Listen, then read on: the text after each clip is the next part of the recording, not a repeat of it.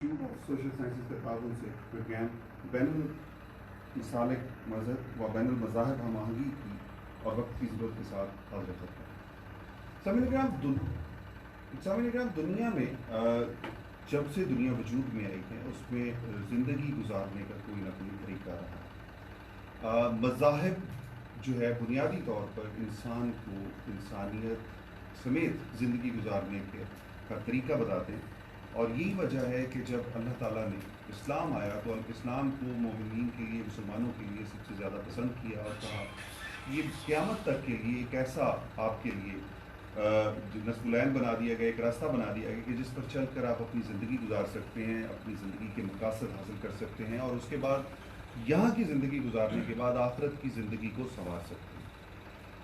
بین المسالک و بین المذاہب ہم آہنگی وقت کی ضرورت کیوں ہے، اسی موضوع پہ آج ہم بات کریں گے۔ ہمارے ساتھ اس موضوع پر گفتگو کرنے کے لیے موجود ہیں سب سے پہلے عامر عثمانی، اسلامک اسکالر ہیں اور سوشل ایکٹیوسٹ ہیں۔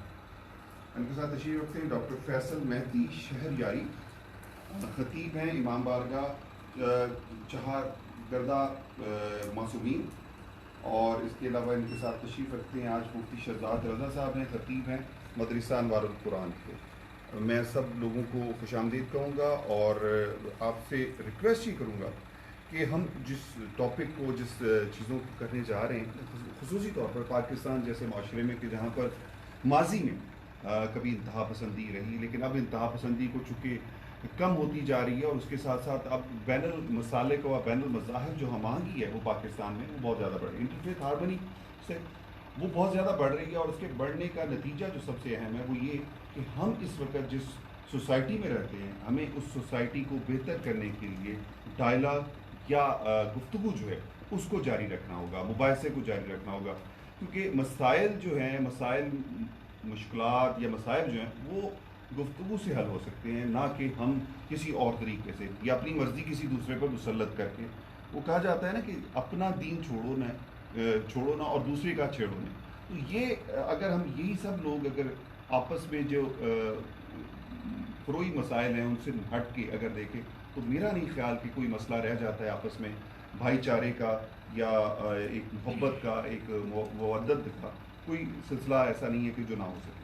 سب سے پہلے میں عامر عثمانی صاحب آپ ہی سے پروگرام کا آغاز کروں گا کہ یہ فرمائیے گا کہ بین المسالک و بین المذاہب ہم آہنگی کا تصور اور مفہوم بنیادی طور پر کیا ہے؟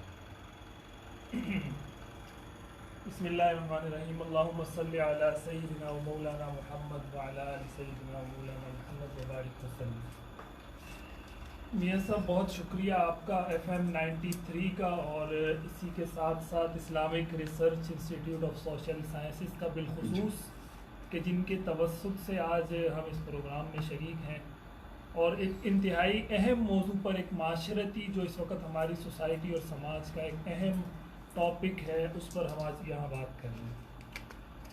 آپ کا سوال بھی بڑا اہم ہے کہ بین المسالک اور مذاہب ہم آہنگی، اس کا بیسیکلی یا بنیادی طور پر اس کا مفہوم کیا ہے؟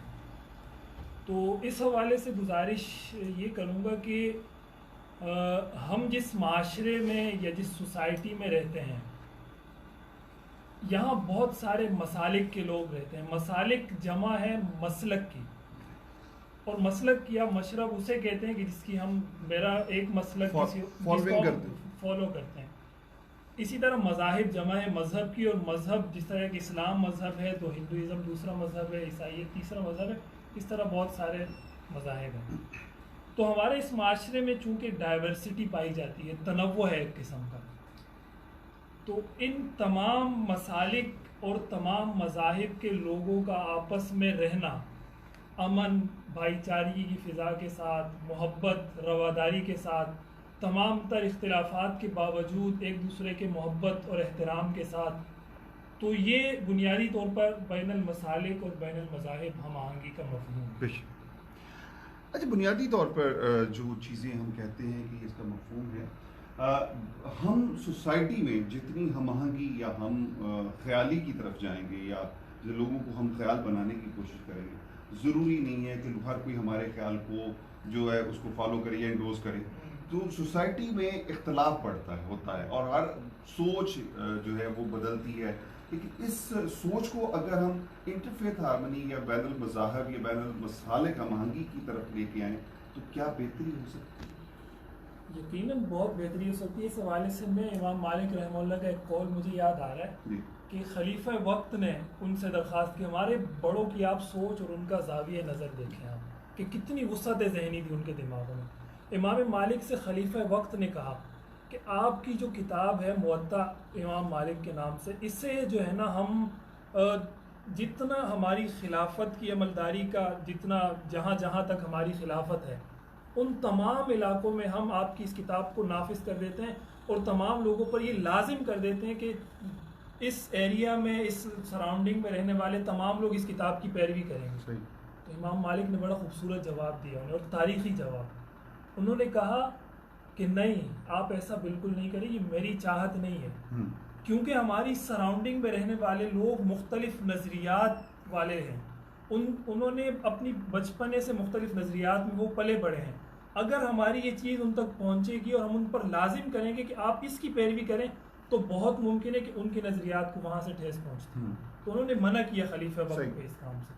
تو یہ ہمارے بڑوں کی سوچ تھی، اور اس کی وجہ یہی تھی کہ وہ چاہتے تھے کہ معاشرے اور سوسائٹی کے اندر کسی قسم کا کوئی ایسا اختلاف، چونکہ فروعی مسائل بہت سارے ہیں تو فروعی مسائل کی وجہ سے کوئی اختلاف یا کوئی تنازع یا کوئی کانفلکٹ کھڑا ہو تو اس سے ہر ممکن بچنے کی وہ کوشش کرتے ہیں. ڈاکٹر فیصل مہدی شہریاری صاحب، بہت شکریہ آپ پروگرام میں شریک ہوئے. یہ فرمائیے گا کہ بین المسالک اور بین المذاہب ہم آہنگی کا تصور یا مفہوم یا یہ ہمارے ذہن میں کیوں آتا ہے کہ ہمیں یہ کیوں کرنا چاہیے اور کیا ہے یہ بنیادی بات؟ بسم اللہ الرحمن الرحیم.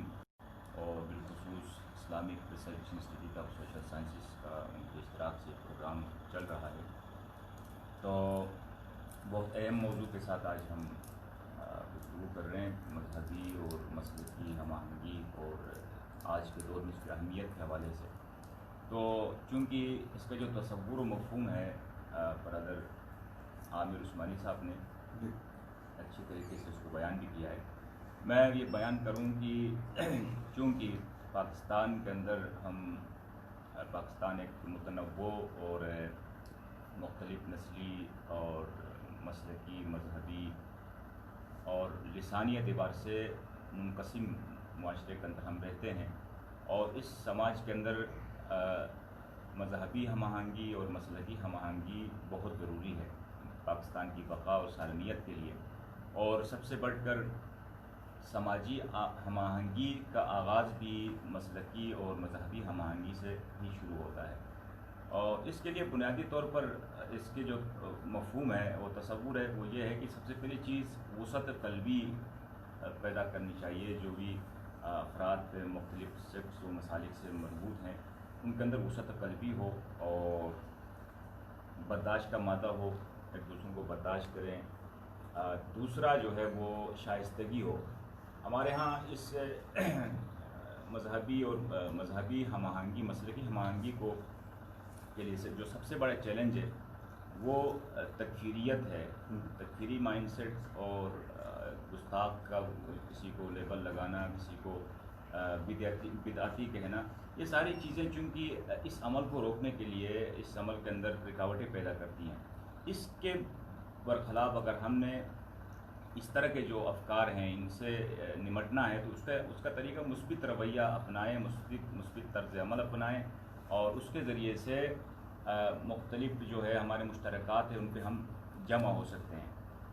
یہ اس کا ایک مفہوم ہے. دوسرا بدگمانی ایک دوسرے کے خلاف، ایک دوسرے مسالک و مذاہب کے خلاف بدگمانی کا جو وہ ہے، اس مسئلے کو بھی قرآن نے بھی سختی سے اجتنبوا کثیرا من الظن منع کیا کہ بعض گمان، بعض جو ہے شک گناہ قرار دیا گیا ہے، گناہ کبیرے میں سے قرار دیا گیا ہے. تو اس مسئلے کو حل کرنے کا واحد طریقہ چونکہ ڈائلاگ ہے، مکالمہ ہے، مکالمے کے ذریعے سے ہم ایک دوسروں کو سمجھ سکتے ہیں، ایک دوسروں کے مسالک کے بارے میں جو غلط فہمیاں ہیں وہ ہم دور کر سکتے ہیں. اور ڈائلاگ کے ساتھ ساتھ پھر یہ ہے کہ آپس میں روابط ہوں، ایک دوسرے کے مذہبی اداروں کا وزٹ ہو، شخصیات سے ملاقاتیں ہوں، اور ایک دوسروں کی کتابوں کا جو ہے اسٹڈی ضروری ہے. بنیادی طور پر عقیدہ جو ہے وہ عقد سے نکلا ہے، باندھی ہوئی چیز. ہر مسلک و ہر مذہب کے اندر کچھ عقائد ہیں، ان بنیادی عقائد کو سب کو چاہیے کہ پڑھ لینا چاہیے. بنیادی عقائد کا اسٹڈی ہو کہ فلاں مسلک کا آدمی توحید کے بارے میں اس کا کیا نظریہ ہے، اور نبوت کے حوالے سے اس کا کیا کانسیپٹ ہے، عقیدہ معاد کے حوالے سے اس کا کیا تصور ہے، خود انسانیت کے بارے میں اس کا مذہب اسے کیا درس دیتا ہے. جب ہم ان بنیادی جو ہے وہ عقائد کا مطالعہ کریں گے تو غلط فہمیاں دور ہو جائیں گی. صحیح، بالکل بجا فرمایا.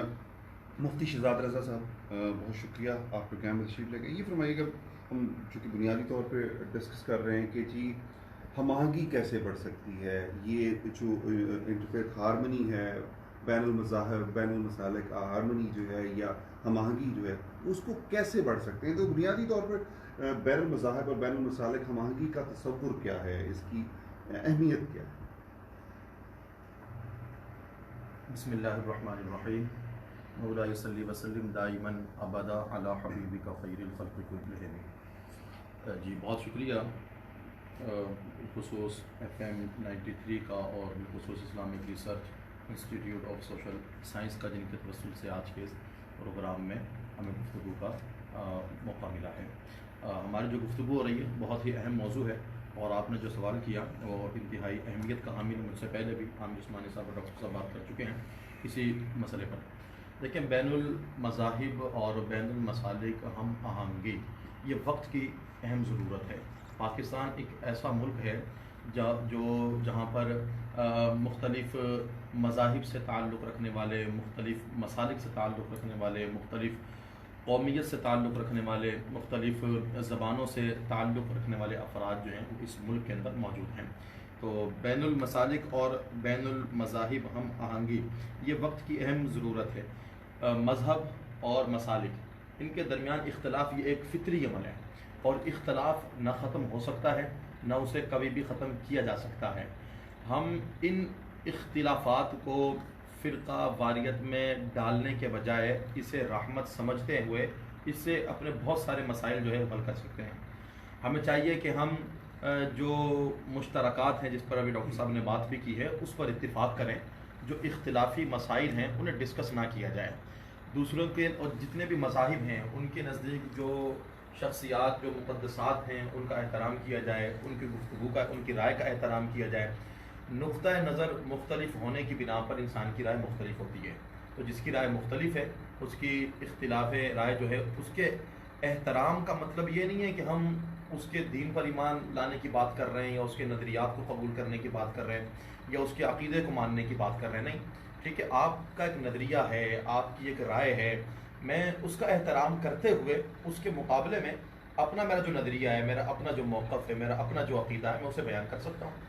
اس کا بہترین طریقہ یہ ہے کہ میں کہوں کہ آپ کی جو سوچ ہے، آپ کا جو نظریہ وہ بالکل درست ہے، لیکن اس پر میرا موقف اور میرا نظریہ یہ ہے، بجائے اس کے کہ ہم اسے اس انداز سے لے کر آئیں کہ نہیں آپ نے جو بات کی بالکل غلط ہے، آپ جو بات کر رہے ہیں وہ بالکل باطل ہے، میں اس کو مانتا ہی نہیں ہوں، یہ تو بلکہ کفر ہے، یہ شرک ہے، یہ بدعت ہے. اس انداز سے گفتگو کرنے کے بجائے میں یہ کہوں کہ ٹھیک ہے آپ نے جو بات کی ہے بہت اچھی بات ہے، وہ آپ کا نظریہ، لیکن ہمارا موقف اس بارے میں یہ ہے. جیسا کہ عامر عثمانی صاحب نے بات کی تھی حضرت امام مالک علیہ الرحمہ کے حوالے سے، میں انہیں کی ایک چھوٹی سی مثال پیش کر رہا ہوں. حضرت امام مالک علیہ الرحمہ، چونکہ آپ نے صحابہ کرام علیہ رضوان سے، ان کی اولادوں سے ڈائریکٹ جو ہے وہ علم حدیث آپ نے حاصل کیا. امام شافعی علیہ الرحمہ آپ نے ان سے علم حاصل کیا، ان کے شاگرد ہیں، لیکن اس کے باوجود امام شافعی نے امام مالک سے کئی مسائل میں اختلاف کیا. اختلاف کرتے ہوئے ان کی خوبصورت بات یہ تھی کہ کہیں پر بھی انہوں نے امام مالک کے کسی بھی مسئلے کے متعلق یہ نہیں کہا کہ میں ان کے اس مسئلے کو رد کرتا ہوں یا مسترد کرتا ہوں، نہیں، بلکہ اس کے مقابلے میں اپنا جو موقف ہوتا تھا اسے آپ بیان کر دیتے تھے اور فرمایا کرتے تھے کہ میں بھی مجتہد ہوں اور وہ بھی مجتہد ہیں، اور ہر مجتہد کا اپنا حصہ ہوتا ہے. آپ کی کسی شاگرد نے آپ سے پوچھا کہ آپ امام مالک کے پیچھے نماز آپ پڑھتے ہیں، تو آپ نے اس پر غصے کا اظہار فرمایا، کیوں نہیں کہ میں ان کے پیچھے بالکل نماز پڑھتا ہوں. تو یہ ہے اختلاف تھا، اس کے باوجود اختلاف کو مخالفت میں تبدیل نہیں ہونے دیا. مسلک کے اندر اختلاف ہے، یعنی امام مالک کوئی اور بات کر رہے ہیں، امام شافعی کچھ اور بات کر رہے ہیں، اختلاف تو تھا لیکن وہ رائے کا اختلاف ہے، وہ نظریے کا اختلاف ہے. تو اس رائے کے اختلاف کو، نظریے کے اختلاف کو، عقیدے کے اختلاف کو آپ ذاتی مخالفت میں لے کر نہ آئیں. معاشرے میں امن، سکون اور رواداری اور محبت کی فضا قائم کرنے کے لیے ضروری ہے کہ بین المذاہب ہم آہنگی اور بین المسالک ہم آہنگی جو ہے یہ وقت کی ضرورت اس لیے ہے تاکہ کیونکہ میں نے کہا کہ مختلف مسالک اور مذہب سے تعلق رکھنے والے، مختلف قوموں سے تعلق رکھنے والے، مختلف زبانیں بولنے والے لوگ جب ایک معاشرے میں رہتے ہیں تو معاشرہ خوبصورت اسی وقت بنے گا جب آپ دوسروں کو برداشت کریں گے، ان کی رائے کا احترام کریں گے، ان کے نظریے کا احترام کریں گے، ان کو عزت دیں گے، تو انشاءاللہ العزیز معاشرے کے اندر خوبصورتی پیدا ہوگی۔ سامعین اکرام، آپ FM 93 ریڈیو پاکستان سے انٹرفیتھ ہارمنی یا بین المذاہب و بین المسالک ہم آہنگی خصوصی پروگرام سماعت فرما رہے ہیں، اور آج کے اس پروگرام میں ہم جو گفتگو کر رہے ہیں اس میں ہمارے ساتھ مذہبی اور سماجی قائدین موجود ہیں۔ ایک ایسے ادارے سے ان کا تعلق ہے جس کا مقصد ہمیشہ سماجی طبقات کے مابین باہمی امن و امان، مکالمہ اور سماجی روابط کو فروغ دینا ہے۔ Islamic research institute of social sciences ایک ایسا تعلیمی ادارہ ہے جس کا بنیادی مقصد مختلف طبقات کے درمیان ہم آہنگی پیدا کرنا، متشدد رویے کو ختم کرتے ہوئے لوگوں میں صبر و تحمل پیدا کرنا ہے۔ اور اسی حوالے سے جب ہم بات کرتے ہیں کہ بین المذاہب یا بین المسالک ہم آہنگی کیوں ضروری ہے، تو میں ڈاکٹر عامر عثمانی صاحب سے یہ پوچھوں گا کہ پاکستانی معاشرے میں بین المسالک اور بین المذاہب ہم آہنگی کی کیا اہمیت ہے؟ ہم جس سوسائٹی میں رہتے ہیں یہاں بہت ساری ایسی چیزیں پرویل کر گئی ہیں جو کہ سوسائٹی کے امن و امان کے لیے یا سوسائٹی کے جو ایک ہم آہنگی ہوتی ہے اس کے لیے بڑا خطرناک ہے۔ تو اس وقت پاکستانی معاشرے میں اس کی کیا اہمیت؟ جی یہ سب بہت اہم اور وقت کی ضرورت کے مطابق سوال ہے، کیونکہ اس وقت پاکستانی معاشرہ ہم سب کے سامنے ہے کہ ہم کس طرح کے معاشرے میں جی رہے ہیں۔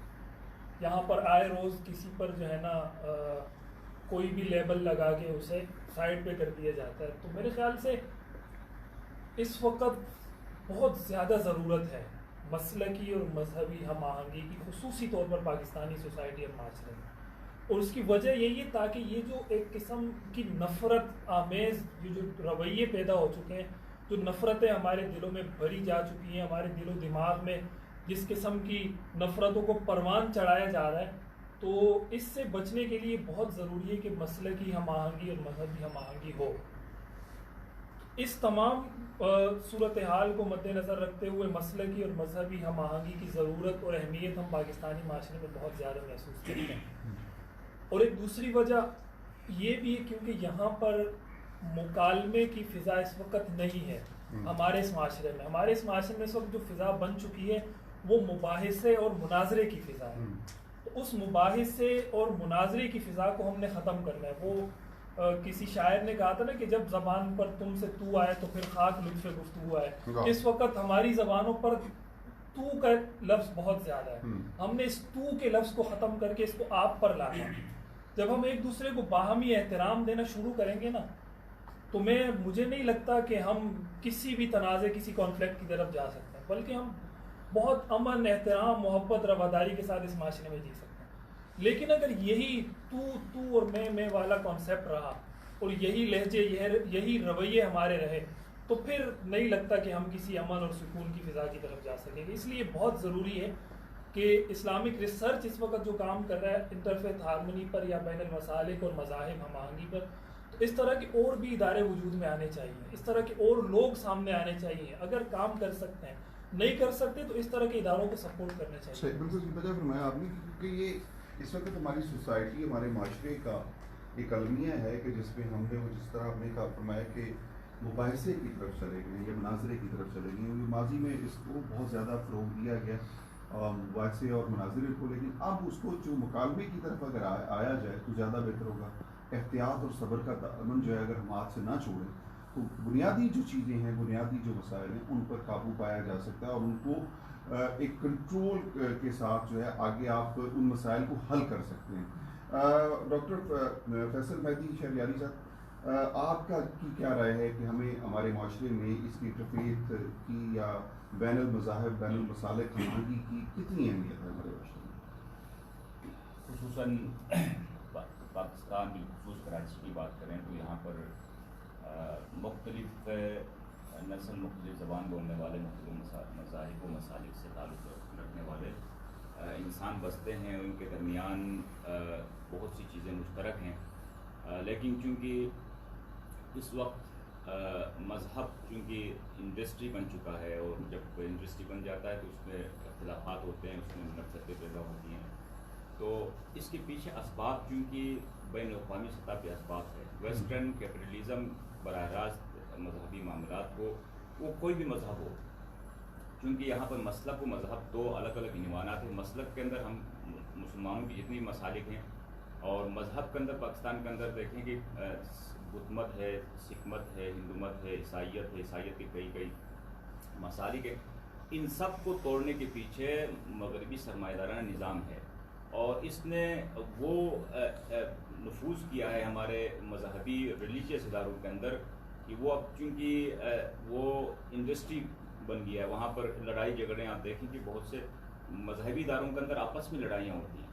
تو ان اسباب کی طرف بھی ان کو بھی دیکھنے کی ضرورت ہے. پاکستان اس وقت چونکہ حضرت قائد اعظم رحمۃ اللہ علیہ نے ایک اپنے خطاب میں فرمایا تھا کہ پاکستان چونکہ آزاد ملک ہے، ہر شخص کے لیے جو مندر جانا چاہتا ہے وہ مندر جائے، جو چرچ جانا چاہتا ہے وہ چرچ جائے، جو مسجد میں جا کے عبادت کرنا چاہتا ہے وہ مسجد چلے جائیں.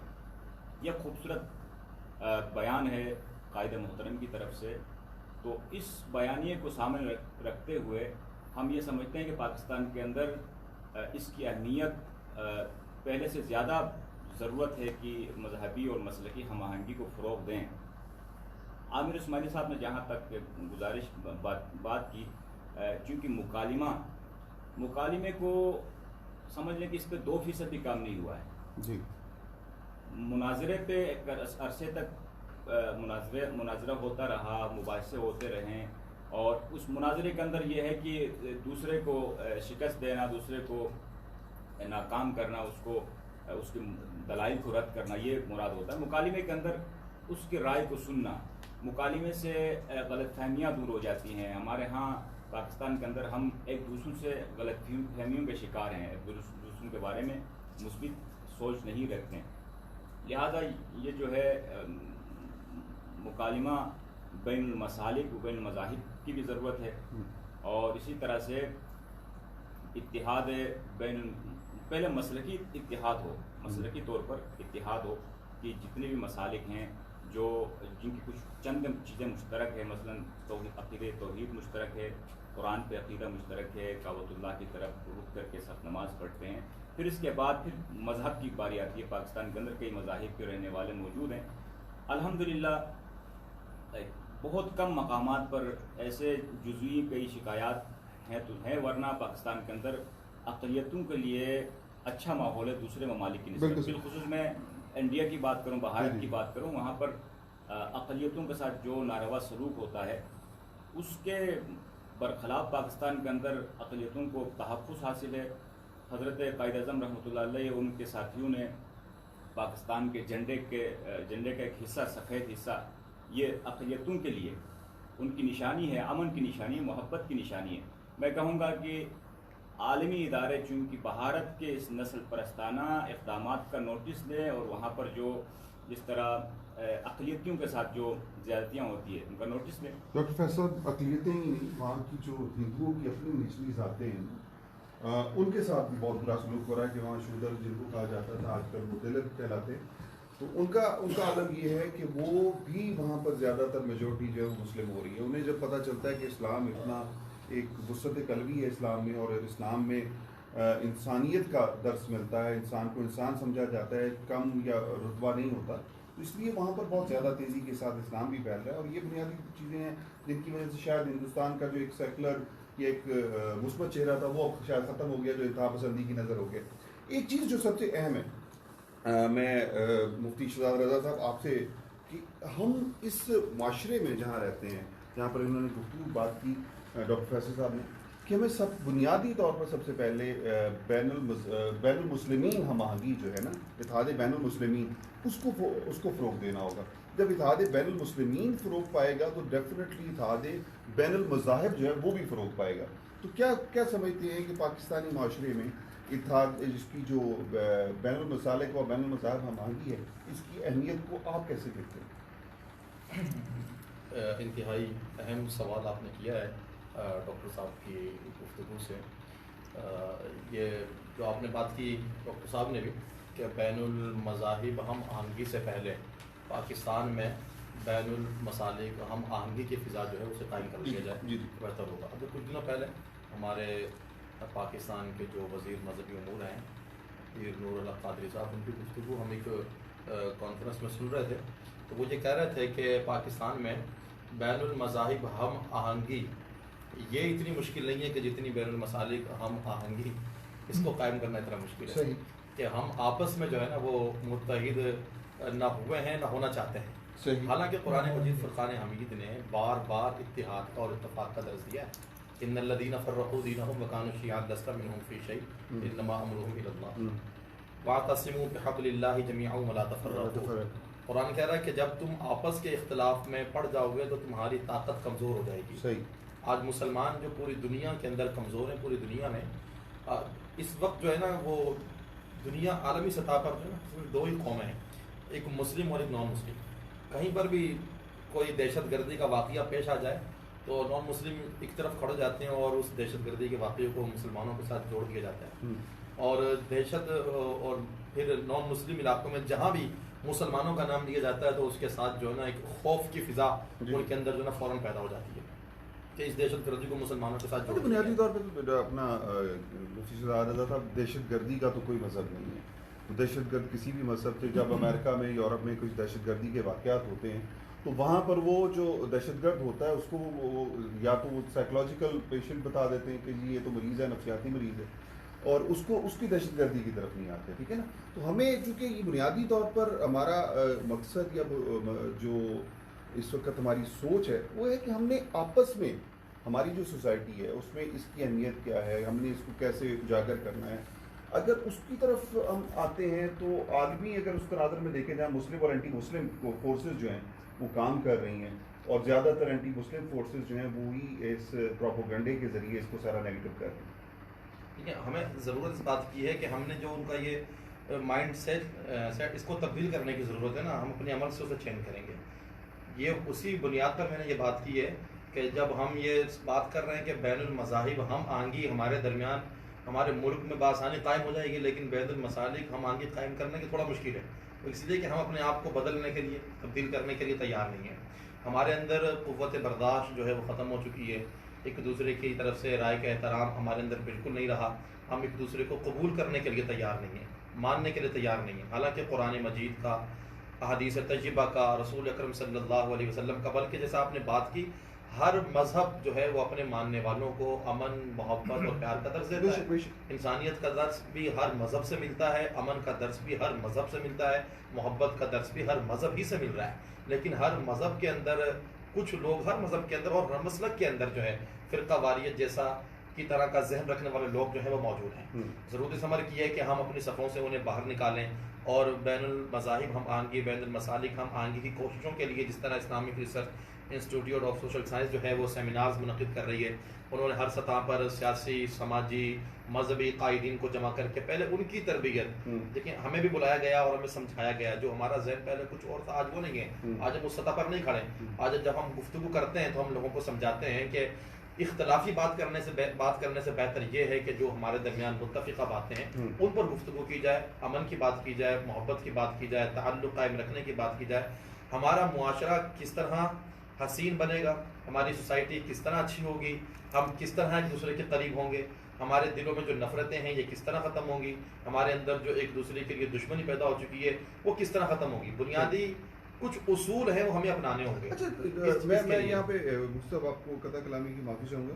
اصل میں بنیادی مسئلہ ہمارے ہاں یہ ہے کہ ہمارے ہاں مطالعہ جو ہے وہ بالکل ختم ہو گیا. لوگ جو ہیں وہ یا تو مفتی صاحب کی بات پہ یا قاری صاحب کی بات پہ یا امام صاحب کی بات پہ وہ چلتے ہیں. ان کو پتہ ہی نہیں ہوتا بنیادی طور پر کہ وہ کیا کر رہے ہیں یا کیا نہیں کر رہے. اگر اسلامک ریسرچ انسٹیٹیوٹ جس طرح کام کر رہا ہے، اگر بنیادی طور پر چیزوں کے حوالے سے ریسرچ کر لی جائے، کسی بھی مسئلے پہ، کسی بھی ایشو پہ اگر ریسرچ کر لی جائے وہ زیادہ بہتر ہوگی بنسبت اس کے کہ ہم کسی اختلاف میں پڑھنے کی بجائے کسی چیز پہ سنی ہوئی کسی مولوی صاحب کی تقریر پہ، کسی مسجد کے ممبر سے، کسی امام بارگاہ کے ممبر سے یا کسی ایسی جگہ سے کوئی ایسی تقریر یا ایسی متنازع بات ہو جائے جس کے بعد وہ مسجد سے نماز پڑھ کے نکلنے والے باہر نکل کے تشددانہ رویہ اپنا لیں تو اس کی بجائے اگر ہم ریسرچ کر لیں، اگر ہم کوشش کر لیں، قرآن کی اسٹڈی اس کو ضرور کر لیں، اور اس کے ساتھ ساتھ جو ہے جو باقی کتب کے حوالے سے، کسی مسلک کے حوالے سے کوئی اگر آپ کو کوئی کنفیوژن ہے تو آپ ان کی کتابیں تو پڑھیں نا، پہلے مطالعہ کریں. جب تک آپ پڑھتے نہیں ہیں یا مطالعہ نہیں کرتے اس وقت تک آپ کو مسائل کا پتہ ہی نہیں چلتا. اور بہت سارے لوگوں کے بارے میں ذاتی حیثیت میں کیونکہ میں خود بھی ریسرچ کرتا ہوں تو اس حوالے سے ایک چیز جو ہے جانتا ہوں کہ انہوں نے کتابوں کے نام سنے ہوں گے، شاید ٹائٹل بھی نہ دیکھا ہو، لیکن ان کتابوں کے حوالے دے رہے ہوتے ہیں، حالانکہ ان کتابوں میں جو کچھ موجود ہے وہ کچھ اور چیز ہوتی ہے. یہ چیزیں اگر ہمارے معاشرے سے ختم ہو جاتی تو ڈیفینیٹلی ہمارے معاشرے میں بہتری آئے گی. عامر عثمانی صاحب، آپ کیسے دیکھتے ہیں کہ بین المسالک و بین المذاہب ہم آہنگی جو ہے معاشرتی استحکام کے لیے بڑی لازمی ہے ہمارے معاشرے میں، جہاں ہم سماجی ہم آہنگی کے قیام کے لیے جو چیلنجز درپیش ہیں ان کو کیسے ختم کیا جا سکتا؟ دیکھیں طارق میاں صاحب، سب سے بڑا چیلنج تو یہ جس پر آپ نے بھی گفتگو کی کہ ہم ریسرچ کی طرف تو جانے ہی نہیں چاہتے. جی جی. وہ آپ جب بات کر رہے تھے تو مجھے ایک بڑا زبردست شعر یاد آیا کہ غیروں سے کہا تم نے، غیروں سے سنا تم. کچھ ہم سے کہا ہوتا، کچھ ہم سے سنا ہوتا. میرے بارے میں ایک بندہ بات کر رہا ہے، اس کو پتہ ہی نہیں ہے کہ میرا مسلک ہے کیا اصل میں. اس کے دماغ میں جو یہاں سے اور آگے پیچھے سے جو کنفیوژنز بٹھائی گئی ہیں نا کہ یار یہ شیعہ لوگ تو یہ کرتے ہیں، ٹھیک ہے، اور یہ تو پتہ نہیں پیشاب ملاتے ہیں، اس میں کوئی کیا ملاتا ہے، کوئی یہ ملاتا ہے، یہ پتہ نہیں کہاں سے یہ کنفیوژن. میں نے خود ریسرچ کرنے کی کوشش ہی نہیں کی. میں اس طرف گیا ہی نہیں کہ یار یہ کیا حقیقت بھی ہے کہ یہ تھوک ملا کر ہمیں پانی پلاتے ہیں، کہ ہمارا تھوک ملا ہوا پانی یہ پلے تاکہ یہ بھی ہماری طرف آ جائے. تو یہ ساری وہ مغلظات ہیں یا یہ وہ بکواسات اسے کہہ لیں کہ یہ مختلف مسالک اور مختلف مذاہب کے بارے میں ہمارے ذہنوں میں بھری گئی ہے. تو اس کا یہ کب ختم ہوگی؟ تبھی ختم ہوگی. آپ والی بات ہے کہ جب ہم ریسرچ کی طرف آئیں گے. ہم میں سے ہر بندہ چاہتا ہے کہ کوئی بھی ایشو اگر اٹھے نا تو سب سے پہلے اس پر اگر رائے آئے تو میری آئے، اور یہ سوشل میڈیا نے بیڑا غرق کیا ہے اس قوم کا. اور میں اپنی اگر بات کروں نا، کوئی بھی اس طرح کا ایشو اگر ہوتا ہے تو میری یہ خواہش ہوتی ہے کہ یار اب تو بہت حد تک سب سے پہلے آپ کی میری پوسٹ آنی چاہیے کہ اس بارے میں جو ہے نا میں کیا کہہ رہا ہوں. حالانکہ وہ تب تک انفارمیشن بھی پوری طرح سے صحیح نہیں آئی ہوتی کہ یار مسئلہ کیا ہے پیچھے، ٹھیک ہے. تو یہ ایک تو سوشل میڈیا نے جہاں بہت سا اچھا ہمیں وہ دیا ہے، اسی طرح ہمیں بہت سا نیگیٹو بھی جو ہے نا وہاں سے یہ ماحول ملا ہے. تو سب سے پہلے تو ہمیں ریسرچ کی طرف آنے کی ضرورت ہے کہ ہم کسی بھی چیز کے بارے میں اگر بات کر رہے ہیں، اب یہاں پر ڈاکٹر بات کر رہا ہوتا ہے وہ جو ہے نا کسی مذہب پہ بات کر رہے ہیں، مولوی صاحب بات کر رہے ہیں تو وہ طب پہ بات کر رہے ہیں، ٹھیک ہے، کوئی دوسرا بندہ انجینئر وہ بات کر رہے ہیں. بنیادی طور پر ہم اپنا کام نہیں کر رہے. ہم اصل میں ہر دوسرے کے کام میں ٹانگ اڑانا چاہتے ہیں. ہماری سوسائٹی میں یہ سوچ یا ایک کانسیپٹ پرویل کر چکا ہے، اور جس کو ہمیں بدلنا ہوگا کہ جس کا جو کام ہے اس کو وہی کرنا چاہیے. کسی نے کہا ہے نا کہ اس وقت کا جو سب سے مشکل کام ہے نا وہ یہی ہے کہ اپنے کام سے کام. بالکل. ہم میں سے کوئی بھی اپنے کام سے کام نہیں رکھتا. اپنا کام بھاڑ میں کیا، لیکن دوسروں کے اس میں ٹانگیں اڑانی. ہم نے کیا دوسرا بندہ کیا کہہ رہا ہے. میرے خیال سے یہی سب سے بڑے درپیش چیلنجز ہیں اس وقت. ڈاکٹر فیصل مہدی شہریاری صاحب، وہی مسئلہ کہ ہمارے معاشرے میں جو ہم آہنگی ہے اس کو بہتر کرنے کے لیے، اس کو بڑھانے کے لیے ہمارے معاشرے میں ایک ہم آہنگ یا سماجی طور پر جو ایک اچھا معاشرہ بنانے کے لیے جو جس وقت چیلنجز درپیش ہیں، جو اس وقت مسائل درپیش ہیں، جو اس وقت مشکلات ہیں یا وہ کہتے ہیں نا مسائل، تو کیا ہیں جن کو کیسے حل کیا جائے؟ یہ بہت بنیادی سوال ہے آج کے موضوع کا، کیونکہ سماجی ہم آہنگی جس طرح سے مذہبی ہم آہنگی کے لیے مذہبی مشترکات کو دیکھ کے اس پہ اتحاد کیا جاتا ہے، اسی طرح سے سماجی ہم آہنگی میں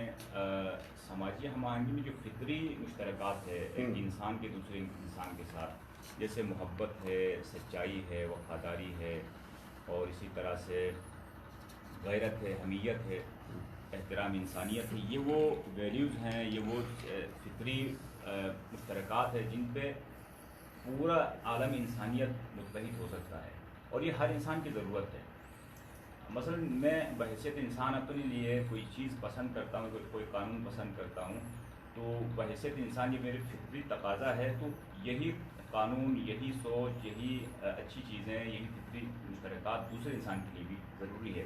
یہ اس بات پہ ہم مشترکہ طور پر جمع ہو سکتے ہیں. یہاں پر چیلنجز کی جہاں تک بات ہے، پاکستان کے اندر الحمدللہ بہت سے ادارے اس حوالے سے کام کر رہے ہیں، لیکن Islamic research institute of social sciences نے بنیادی طور پر اس کام کو نچلی سطح تک لایا. مسجد کے ائمہ، خطیب اور اس طرح کے جو سماجی لیڈرز ہیں ان تک اس کام کو پھیلایا، ورنہ شروع میں متحدہ مجلس عمل، ملی یکجہتی کونسل، اسلامی نظریاتی کونسل جیسے ادارے اس پہ کام کر رہے تھے، لیکن یہ اب نچلی سطح پر آ چکا ہے اور اس کے اثرات انشاءاللہ بھرپور طریقے سے آئیں گے.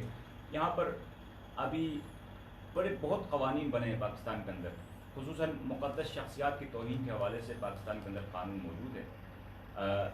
مذاہب کی توہین کے اوپر، توہین رسالت کے اوپر، توہین اصحاب، توہین اہل البیت، توہین انبیاء، ان سب پہ قوانین بنے ہوئے ہیں. نئے کوئی قانون بنانے کی ضرورت نہیں ہے، لیکن ان قوانین پہ عمل درآمد نہیں ہو رہا ہے. وہ کون سے محرکات ہے، وہ کون سی اسباب ہے، کیوں عمل درآمد نہیں ہو رہا ہے؟ ابھی چونکہ ایام محرم قریب ہے، اس میں ہمارے ادارے کی طرف سے ایک اچھی کاوش ہے انشاءاللہ کہ تمام مذہبی اجتماعات میں شرکت اور مذہبی پروگرامات میں شرکت، مختلف مسالک کو مذاہب کے سماجی لیڈران کے ساتھ اجتماعات میں شرکت کریں گے. اس کے ساتھ ساتھ جو خطبہ حضرات ہیں ان سے بھی ملاقاتیں ہوں گی، اور پاکستان کو بقائے باہمی اور امن و محبت برقرار رکھنے کے لیے ان کو ایک ضابطہ دیں گے. اس ضابطے پہ وہ اپنے خطبات اور اپنے تقاریر جاری رکھیں گے. یہی چیلنجز ہیں کہ خطیب آزاد ہے، مولوی آزاد ہے، رائٹر آزاد ہے، جو لکھنا چاہے وہ لکھ سکتا ہے، جو بولنا چاہے وہ بول سکتا ہے. قانون موجود ہونے کے باوجود اس پہ عمل درآمد نہیں. بالکل بجا فرمایا آپ نے کہ ایسے قوانین جو موجود ہیں ان پر اگر امپلیمنٹیشن کر دیا جائے تو زیادہ بہتر ہوگا، یا کوئی ایسا جامع قانون بنا دیا جائے کہ جس سے تمام مذاہب کے، تمام مسالک کے جو عقائد ہیں وہ جو ہیں اس سے وہ نہ ہوں، تو وہ زیادہ بہتر ہوگا. سامعین کرام، یہاں پر گفتگو کا سلسلہ جاری ہے، لیکن یہاں پر لیں گے ایک چھوٹا سا بریک، اور بریک کے بعد جب واپس آئیں گے تو یہیں سے کنٹینیو کریں گے کہ ہمارا بنیادی جو مسائل ہیں ان کو کیسے حل کیا جا سکتا ہے، اس میں کیا کیا اقدامات کیے جا سکتے ہیں. ہمارے ساتھ رہیے گا. بین المذاہب ہم آہنگی، اور اس حوالے سے جو سب سے اہم چیز ہے وہ اس وقت پروگرام میں جو کہ Islamic research institute of social sciences کے تعاون سے آپ کی خدمت پیش کیا جا رہا ہے. اس میں شریک گفتگو ہیں عامر عثمانی، مذہبی اسکالر ہیں، ڈاکٹر فیصل مہدی شہریاری جو ہیں اور ان کے ساتھ ساتھ مفتی شہزاد رضا صاحب موجود ہیں ہمارے ساتھ. مفتی شہزاد رضا صاحب، ہم پروگرام میں بریک پر جانے سے پہلے جو بات کر رہے تھے کہ جو چیلنجز درپیش ہیں ہماری سوسائٹی کو، ان کو کیسے کیا جا سکتا ہے، اور اس وقت جو ہمیں بین المذاہب اور بین المسالک ہم آہنگی ہے اس کے فروغ کے لیے ہم کیا اقدامات کر سکتے ہیں جس سے ہمارے یہ معاشرے میں یہ بہتر ہو سکے اس سائڈ میں؟ بسم اللہ الرحمن الرحیم. ان میں سے چند باتیں آپ نے گفتگو سے پہلے، اس سوال سے پہلے آپ گفتگو کر رہے تھے، اس میں چند باتیں آپ نے بیان کی بڑی وضاحت کے ساتھ، لیکن ہمیں بنیادی طور پر اس حوالے سے چند اصولوں کو اپنانا ہوگا، چند قواعد و ضوابط بنانے ہوں گے. اس پر عمل کرنے سے انشاءاللہ العزیز بین المسالک، بین المذاہب ہم آہنگی جو ہے وہ پیدا ہو سکے گی، اور یہ وقت کی ضرورت بھی ہے. سب سے پہلے تو ہمیں وسعت قلبی کا مظاہرہ کرنا ہوگا. جتنا وسعت قلبی کا مطلب یہ ہے کہ آپ دوسروں کو کھلے دل سے آپ قبول کریں. ہمارے معاشرے میں رہ رہے ہیں تو ہمارے معاشرے کا حصہ ہے. اگر وہ اپنی گفتگو کر رہے ہیں تو انہیں گفتگو کرنے کا حاصل ہے.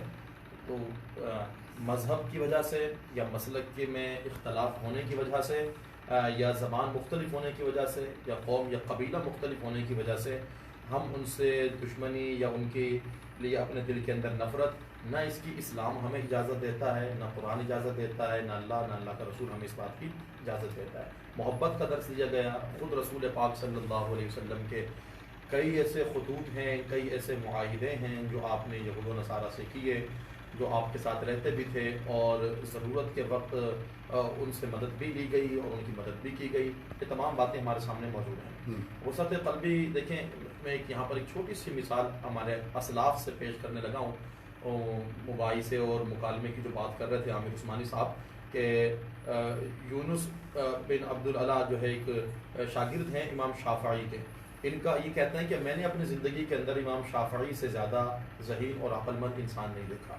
کہتے ہیں کہ میرا اس مسئلے پر، میں حالانکہ ان کا شاگرد ہوں، ان سے مناظرہ ہو گیا اور وہ کسی نتیجے پر نہیں پہنچا اور بات بڑھ گئی حد سے. لیکن کہتے ہیں کہ اس کے بعد میں کسی جگہ سے گزر رہا تھا اور اچانک امام شافعی تشریف لے آئے، تو وہ میرے قریب آئے اور آ کر انہوں نے میرا ہاتھ پکڑ لیا، اور ہاتھ پکڑنے کے بعد کہا، کیا یہ بہتر نہیں ہے کہ ہم اس مناظرے کے بعد بھی ہمارے درمیان اخوت کا جو رشتہ ہے وہ قائم رہے، بلکہ کہا کہ اس سے بہتر یہ نہیں کہ اگرچہ ہمارے درمیان کسی ایک مسئلے پر بھی اتفاق نہ ہو، لیکن پھر بھی اخوت جو ہے وہ ہمارے درمیان قائم رہے، بھائی چارگی کی فضا جو ہے وہ ہمارے درمیان قائم رہے۔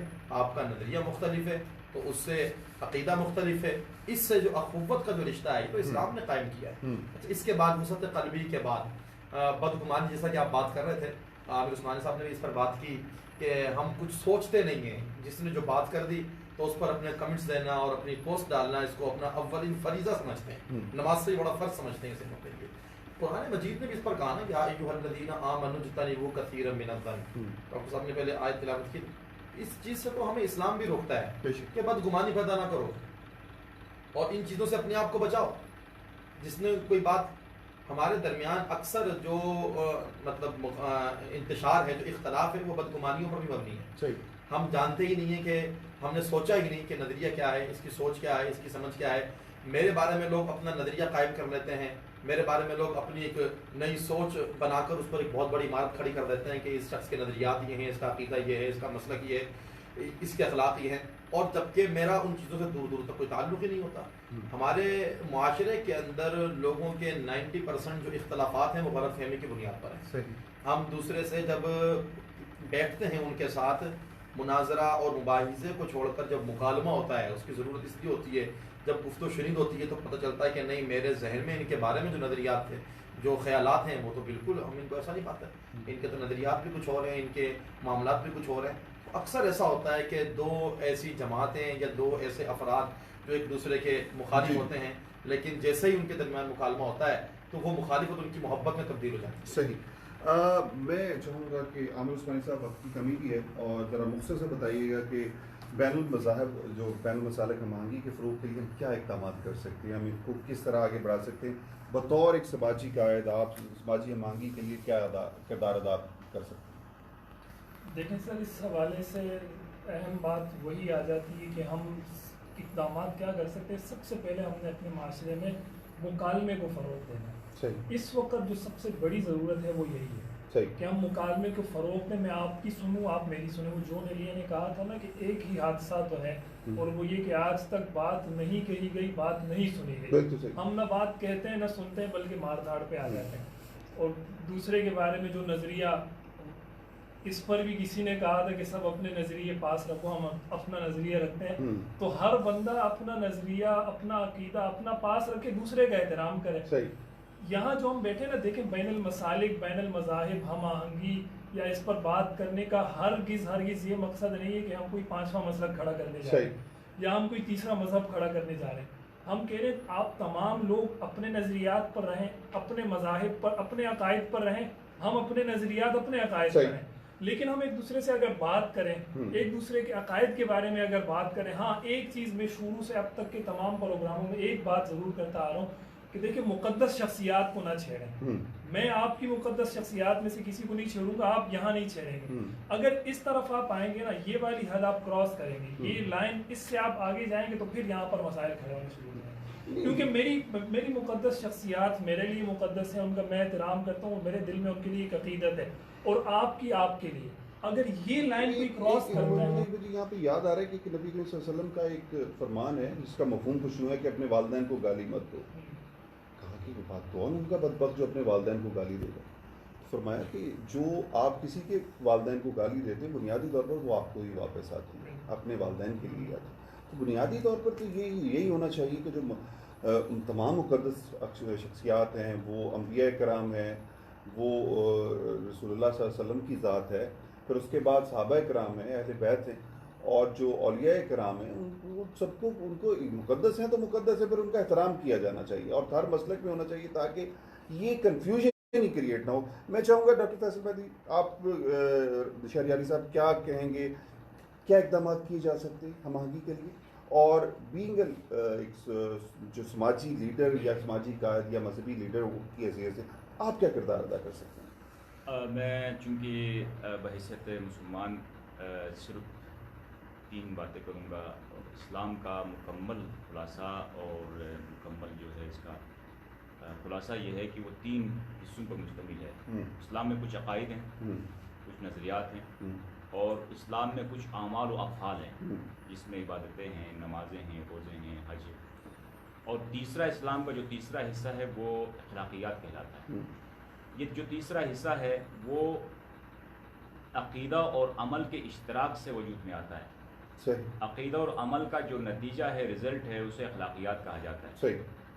اور دنیا چونکہ معاشرے کے اندر یہی چیز دیکھا جاتا ہے، یہی چیز ان کو محسوس ہوتا ہے کہ انسان کا اخلاق کیا ہے۔ وہ میری نمازوں کو، میرے روزوں کو، میرے خیرات کو نہیں دیکھتے ہیں، وہ میرے رویے کو دیکھتے ہیں، میرے مزاج کو دیکھتے ہیں، میرے ہمسائے کے ساتھ جو تعلقات ہیں ان تعلقات کو دیکھتے ہیں۔ میں کہوں گا کہ ہم آہنگی در حقیقت اس کوشش کا نام ہے کہ انسانیت کی مفاد کے لیے اپنے خیالات پر سمجھوتا کر کے دوسروں کو عزت و احترام دیں، دوسروں کو قبول کریں، برداشت کی صلاحیت پیدا کریں۔ یہ ایک بہترین سماجی لیڈر کا کام ہو سکتا ہے، اور یہی طریقہ ہے کہ سماجی قائدین چونکہ ان کا ایک معاشرے کے اندر اثر و رسوخ ان کی بات کو سنا جاتا ہے، تو اگر اس طرح دین کی تفہیم ہو، دین کی تشریح ہو کہ لوگوں کو اس عمل کی طرف لے کر جائیں جس کے اثرات معاشرے کے اندر دیر پا رہتے ہیں، یہ اس کا بالکل صحیح۔ میں چاہوں گا شہزاد رضا صاحب، آپ کیا کہیں گے فروغ کے لیے کیا اقدامات کیے جا سکتے ہیں ہم آہنگی کے، اور اس کے ساتھ ساتھ بینگ اے لیڈر جو ہے آپ کی کیا ذمہ داریاں اپنی سمجھتے ہیں کہ آپ کو کیا کرنا چاہیے؟ دیکھیں، مسلمانوں کے مابین محبت رسول اور محبت آل رسول، احترام صحابہ، احترام ازواج مطہرات یا اولیاء کرام، یہ وہ چیزیں ہیں جنہیں بنیاد بنا کر ہم مسلمانوں کو ایک دوسرے کے قریب کر سکتے ہیں۔ جی، یہ وقت کی ضرورت بھی ہے، یہ اس پر عامر عثمانی صاحب نے بھی بات کی ہے کہ یہ حد ہے ہماری کہ ان کے اوپر کسی بھی طریقے سے انگلی نہ اٹھائی جائے، ان کی شان میں گستاخیاں نہ کی جائیں۔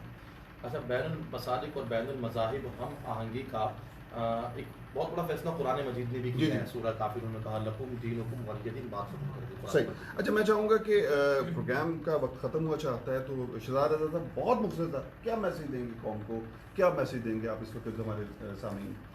دیکھیں، بین المسالک اور بین المذاہب ہم آہنگی، چونکہ ہمارا یہ موضوع ہے تو یہ وقت کی بہت ضرورت ہے۔ اگر آج ہم نے اس پر کنٹرول نہیں کیا تو ہمیں بھی اور ہماری آنے والی نسلوں کو بھی اس کا بہت بڑا نقصان ہوگا۔ عامر عثمانی صاحب، آپ کیا پیغام دیں گے سامعین کو؟ سر، پیغام میرا وہی ہے جو اسلامک ریسرچ کا پیغام ہے کہ آؤ کہ اختلاف رائے پہ اتفاق رائے کریں۔ بے شک۔ آپ کیا کہیں گے ڈاکٹر فیصل مہدی شہریاری صاحب؟ احترام انسانیت اور دوسروں کو قبول کر کے وسعت قلبی کے ساتھ دوسروں کے اختلافات کو قبول کریں، اسی سے امن بقائے باہمی فروغ پائے گا۔ بہت شکریہ عامر عثمانی صاحب، ڈاکٹر فیصل مہدی شہریاری صاحب، مفتی شہزاد رضا صاحب، آپ نے پروگرام میں شرکت کی۔ سامعین اکرام، بنیادی طور پر ہم جو اس سارے پروگرام میں جو ہم نے گفتگو کی، اس کا اصل جو لب لباب یہی ہے کہ آپ دوسروں کے جو مذہب ہے یا دوسروں کا مسلک ہے اس پر آپ اگر کمپرومائز کرتے ہیں اپنی ذات کے ساتھ، ان کے ساتھ اختلاف ضرور کریں، لیکن اختلاف احترام کے دائرے میں رہتے ہوئے، انسانیت کے دائرے میں رہتے ہوئے کریں، تاکہ ہمارا معاشرہ ایک اچھا معاشرہ بن سکے، ہمارے معاشرے سے انتہا پسندی ختم ہو سکے، ہمارے معاشرے سے اختلافات ختم ہو سکیں، ہمارے مسائل ختم ہو سکیں، مشکلات ختم ہو سکیں۔ اپنے میزبان میاں طارق کو پروگرام سے اجازت دیجیے۔ اللہ نگہبان، پاکستان زندہ باد۔